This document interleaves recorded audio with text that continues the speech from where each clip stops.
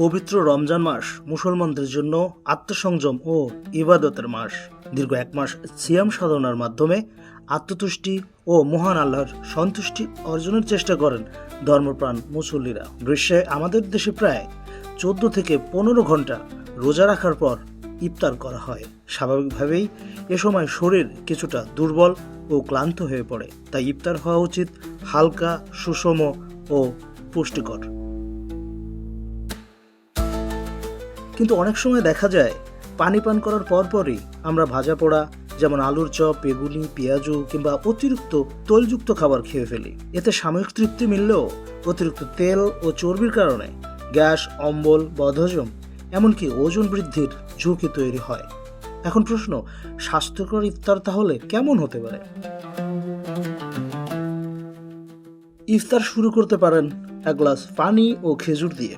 খেজুরে থাকা প্রাকৃতিক চিনি দ্রুত শরীরে শক্তি যোগায়। এরপর রাখতে পারেন টক দই, যা হজমে সহায়তা করে এবং পেট ঠান্ডা রাখে। ইফতারের তালিকায় লাল চিড়াও রাখতে পারেন, এটি ধীরে ধীরে শক্তি সরবরাহ করে। কলা খুব সহজলভ্য ও পুষ্টিকর একটি ফল। কলা পটাশিয়াম সমৃদ্ধ হয়, এটি দুর্বলতা কমায় এবং শরীরের ইলেকট্রোলাইটের ভারসাম্য বজায় রাখতে সহায়তা করে।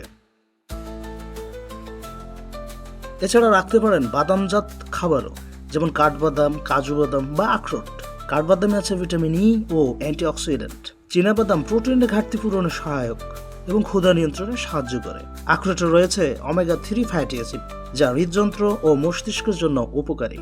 এছাড়া ডাবের পানি, সবজি স্যুপ, সিদ্ধ ছোলা, বিভিন্ন ফলমূল ও লাল আটার রুটিও হতে পারে স্বাস্থ্যকর ইফতারের অংশ।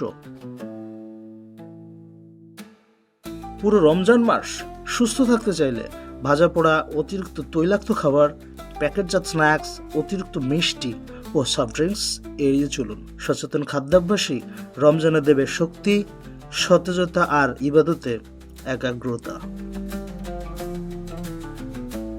Desk report, the financial express.